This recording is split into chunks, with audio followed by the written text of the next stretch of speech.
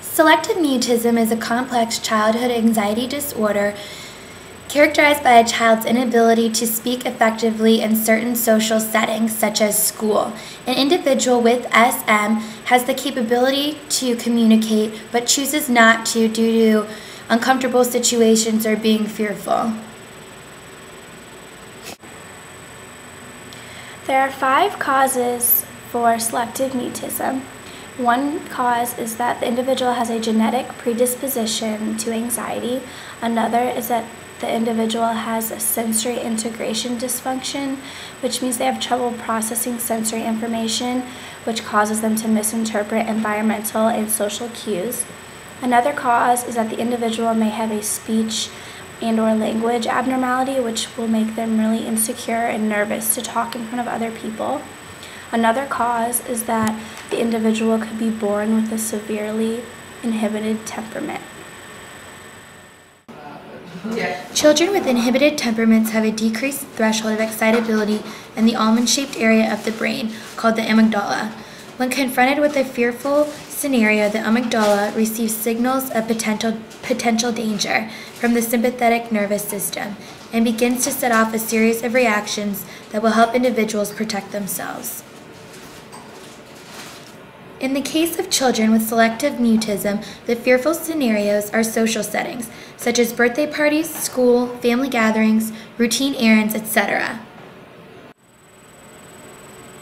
Another cause of developing selective mutism is being exposed to more than one language during your formative language development, which is when you're 2 to 4 years old.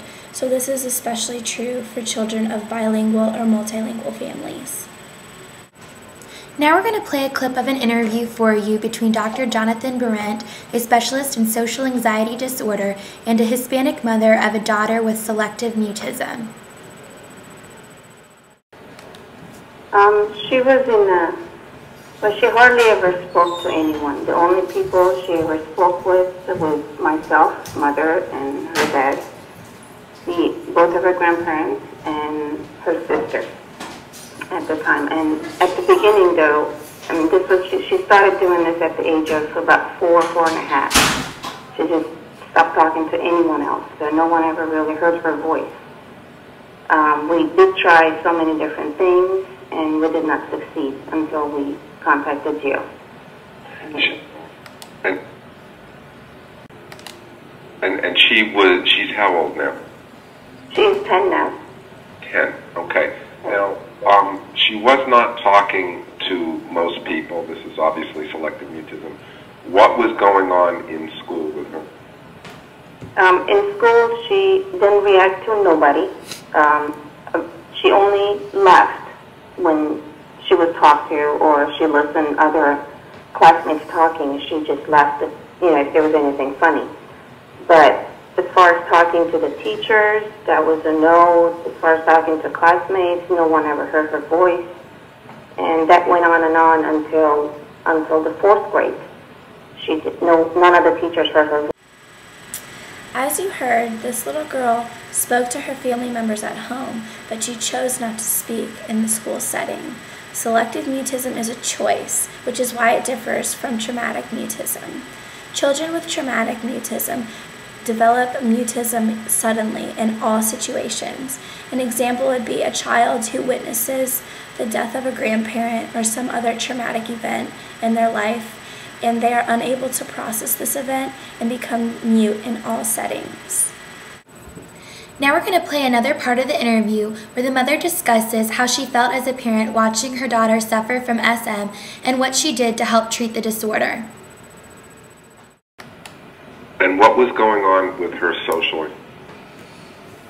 Socially, she was just alone, basically, at the beginning, because the kids didn't want to be with her because she was not talking back, so she was feeling left out at the beginning.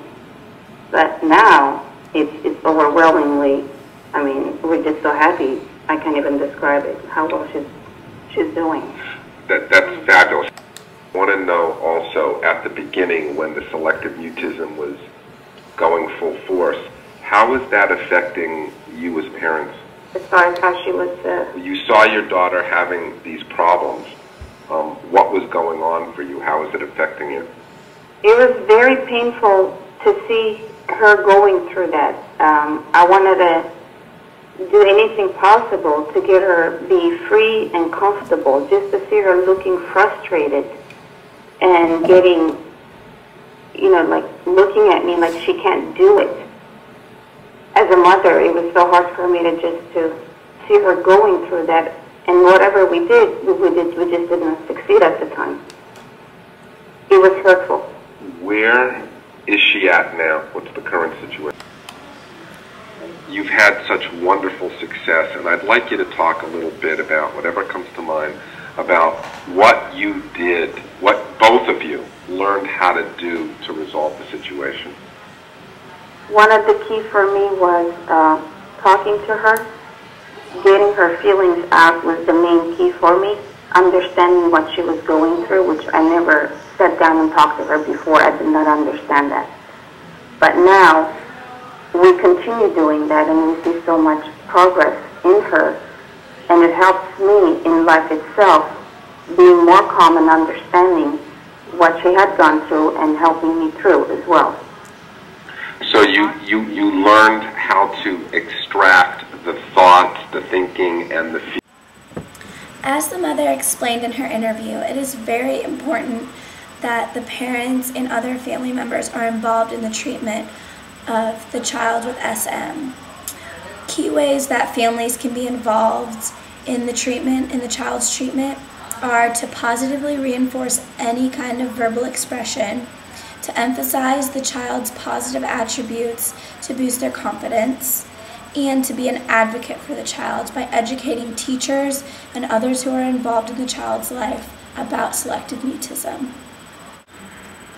Selective mutism is a disorder that affects the family and the child equally. If you know someone with SM or a child who may have SM, visit Dr. Barron's website at www.social-anxiety.com for more treatment ideas and more information on the disorder. Remember, SM is not just a phase. The child will not simply grow out of it. They need treatment to overcome selective mutism.